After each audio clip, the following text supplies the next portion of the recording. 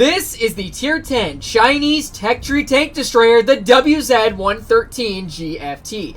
It is a vehicle that is known for being extremely deadly, having a upper infrastructure that no shells can be able to overmatch it, especially if it's in a face hug, and having a very deadly gun along with that. Now within the present update of 11.3, it has received a bit of some changes, and it also got its PBR graphics, and now it looks absolutely beautiful on the vehicle. So what changes did go for the vehicle? First off, it lost a bit of its engine power, going from 860 average to now 760. Its reload time also got slightly worse, paired with its DPM, going from 14.38 seconds to 14.77. Its rotation speed also got a little worse as well, going from 37.94 to 30.91. However, its alpha damage did also get a little bit of an increase, going from 640 to 650, but along with that, it also lost the... oh my god. What the fuck is it? What the fuck do you guys want? What, random hand number one? What the fuck do you want? And what about you, Angela, hand number one? What do you want? What's going on? What the fuck? What is going on? You like jazz? Oh my god. What the fuck do you want? Kiss me! Fuck no! Bitch! Get out of here, you bitch!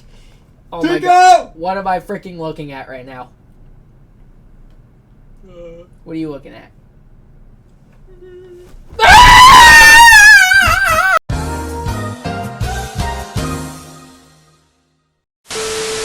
And fast forward a little bit, and now it is a change of scenery. I swear to God, there is nothing behind me. I don't even know why this keeps happening to me. It might just be some bit of paranormal activity that's going along in my house, but who the hell knows? So anyways, let's go ahead and play a couple games in the WZ-113G FT. A tank destroyer that was possibly considered to be the most popular comp tank that was used in the comp scene. You would see like 3 to 4 people using this thing in every comp lineup, simply because it was, as a matter of fact, one of the most overpowered tank destroyers in the game. A full-on upper infrastructure to where the majority of tanks cannot even pen it, for that matter, even in a face hug. That is, if you don't really have a pen that exceeds the limits to that of the average heavy, medium, or even light tank or tank destroyer in that regards.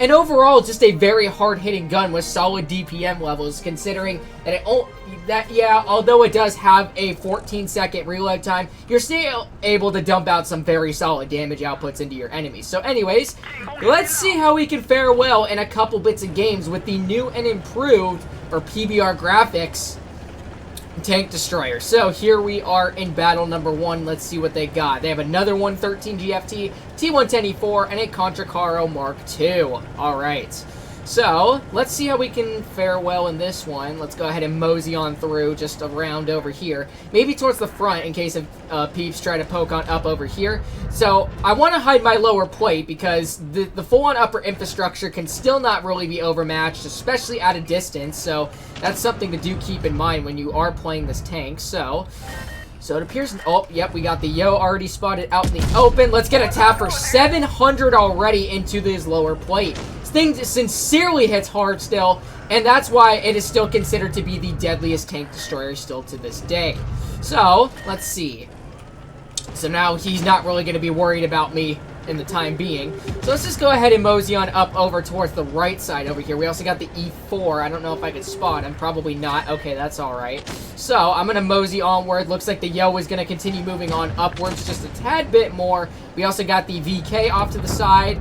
I don't want to get in the way of the 5A, but there we go. 659 into his vehicle, and he does get ammo racked, unfortunately enough. So I'm just going to go ahead and back on up just a little bit. We also got the enemy 113G FT off to the side. Let's go ahead and quickly mosey on out before he has a chance to get a shell into me. Alright, so it looks like that he's not really eyeballing me. We got a E100 off in the back. Let's go ahead and get a nice tap for 686 into the enemy WZ. So now I am in a little bit of a predicament. I am surrounded by all tanks going on every corner of the map. So the only thing that I can really rely on is to kind of hold off some of these enemies over here. So we got the WZ once again, 744 into this vehicle. That's really where this tank is really deadly, is just that powerful gun that it features on it. Alright, so here we are going up against the Contra Caro now. Let's go ahead and mosey on upward towards him. 702 into his vehicle. Alright, you know what I'm going to do? I'm going to continue moving up forward just a little bit towards this enemy Contra Caro. He doesn't really know what to expect upon my behalf, so let's go ahead and mosey on through. Our lower plate is barely on exposed. So let's get another tap for 704 into his vehicle. Oh, and we are being tunneled by the VK directly behind us, so let's continue moving on forward before these guys have just enough time to do as much damage to me as possible. So let's quickly go ahead and finish off the Contra Caro. Let's continue moving on forward a little bit, and it looks like that the Yo is possibly going to be getting some more taps into me. So what I want to do is I want to prevent him from going right behind me, so I'm going to go ahead and maneuver my tank just around him, so that way he won't be able to pen me when I'm in a position like this. I want to be careful when trying not to hit his gun in the process, and we are the only one left at that. But it just goes to show that you can still put up some very solid stats in this thing, even if you lose battles. Like you just saw, 5,337 damage right there. Destroying one in the process, and it's kind of obvious that we did top on the team.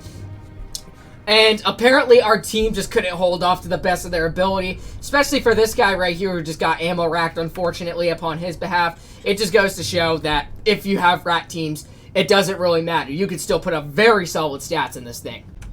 So without further ado, let's go ahead and hop on into our second battle. Something I forgot to also mention within the intro is that the reactive armor mechanic that was present upon this vehicle got removed. Kind of because of the fact, because it already has sandbags associated with it. So there's really no point if a vehicle has sandbags to improve the hit point factors in order to reduce the amount of damage that you're being taken to you. Because with those sandbags, with the improved hit point factors, you're still able to get a lot of solid hits into your vehicle, and you're still able to have plenty of more hit points left over to take some more solid hits to kind of help your enemies in support of that. It's moreover beneficial for a heavy tank, but still, with a tank destroyer like this, it can also be beneficial as well.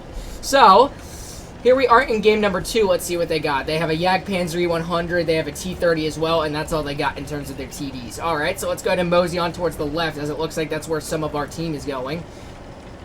Let's just hope that they can hold themselves off pretty well. So let's go ahead and continue moseying on through this way. See how we can fare well. Maybe we can peck some guys off crossing towards Seaside. Or maybe we can peck some guys off that are possibly going to... Oh, look at that. We already got a 60 TP out in the open already. Let's go ahead and wait for our dispersion to decrease a little bit. Let's get a heat shell for 516 into the side of his vehicle. Alright, let's continue to mosey on upwards just a little bit. Don't know if the E5 will be spotted here momentarily. Probably not going to be the case. Let's continue moseying on upwards just for the time being. Let's see if we can probably get a shell into the Jagdpanzer E100. Let's go ahead. There we go. 647 heat shell into his full upper infrastructure.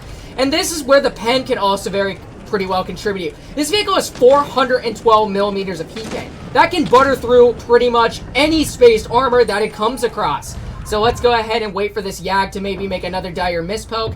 And there he is. Let's go ahead. Another nice tap for 594. And this is where this vehicle can also become extremely deadly, is just the insane amount of pen that it carries. Like, look at this. We are literally buttering right through that Jagdpanzer like his armor is just paper, which is ridiculous. So anyways, let's continue moving up forward just a little bit. We also got the enemy mouse right over here. Let's see if we can get some nice taps into him. Alright, let's see. Unfortunately, not able to pen him at the moment, but we are able to spot a chunker of his upper plates, and we are able to finish him off, which is absolutely beautiful.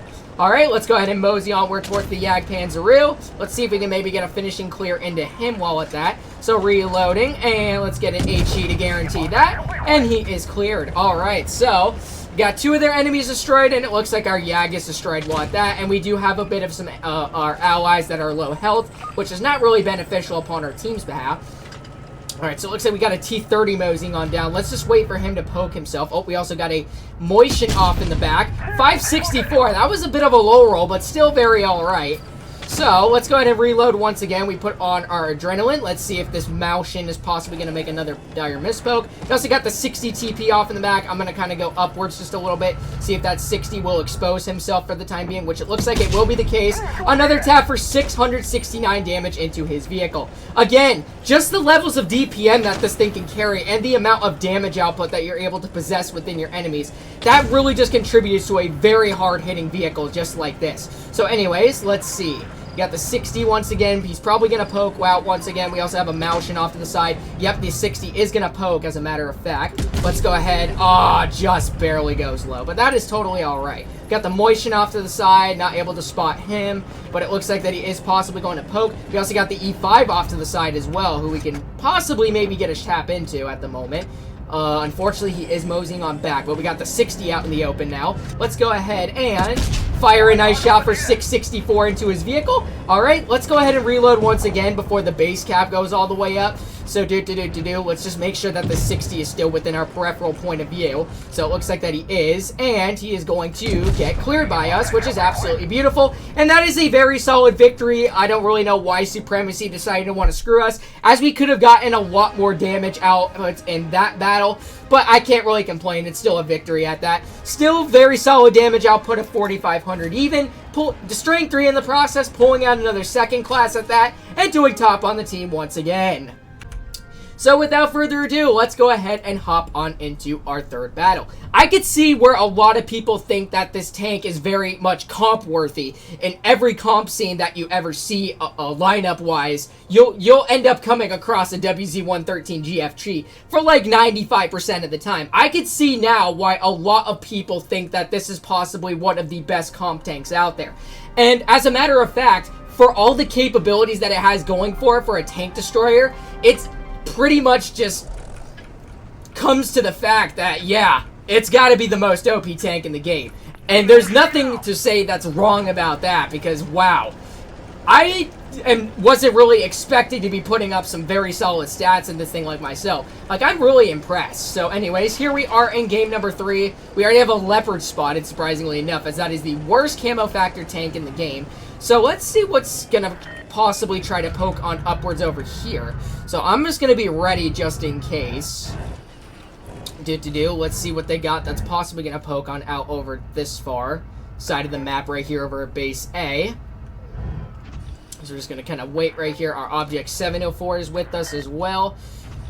Enemies are capturing B base while at that, so I'm just going to kind of sit right here for the moment, see if anybody was coming across this little corridor right here.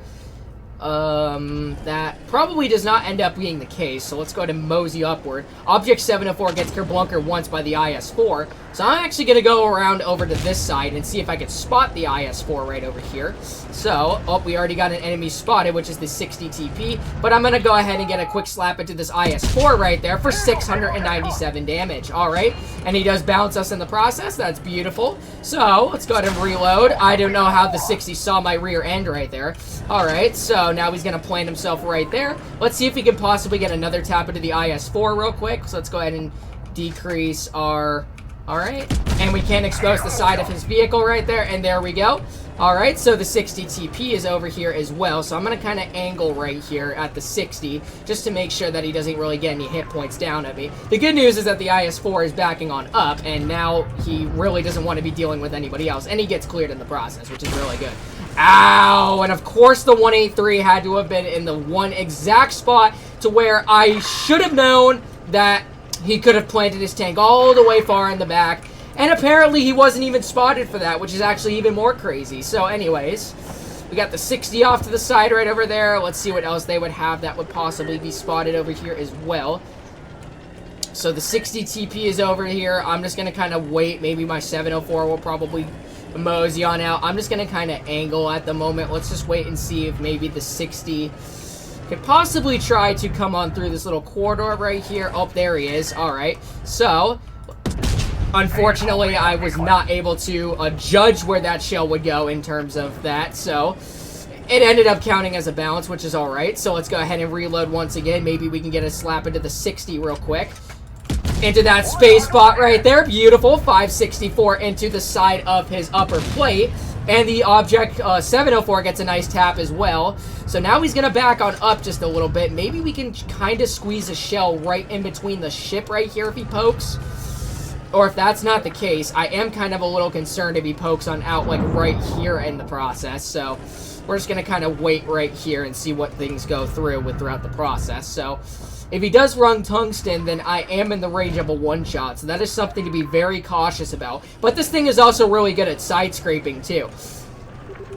So let's just see what will happen apart from that. So the 704, I'm really hoping he comes on out and sees if he can get a quick slap into the 60. Alright, so it looks like that he remained put at the moment. And it looks like he's poking himself out once again. Alright, so now he's brought down to possibly a one-shot upon our behalf. So we can very cautiously move on up. And it looks like that he is the second to last enemy that's remaining. Alright, he fires on the 704, so let's quickly go ahead. And he gets kerblunkered twice, and oh, I hit the ship. Gosh dang it. I wasn't really patient enough in order to get that shell out. But that's totally alright. So, apart from this being our worst battle, it still just goes to show that you can put up some very solid stats in the 113 GFT. Not that it would hurt anything apart from that, but yeah, you're still supporting your team to the best of your ability. And that's really all that matters as part of a strategization type of team type of game, pretty much, if you know what I'm saying. So 1868 in this one, not able to destroy anything. We just still did third on the team, surprisingly enough. Kiko! Kiko! Kiko! Kiko! Kiko! No! Oh my god, what is it? Whoever the frick you are, oh my god. Are you stealing my outro now? Kiko! No, look, I don't have tolerance or anything to deal with this, okay? I'm just saying, you want to end up like your master, who's now living in a cardboard box out in the middle of the street? Kiko. Alright. Kiko! Alright, get the fuck out of here! Kiko! Oh. What? No! No! No! No! No!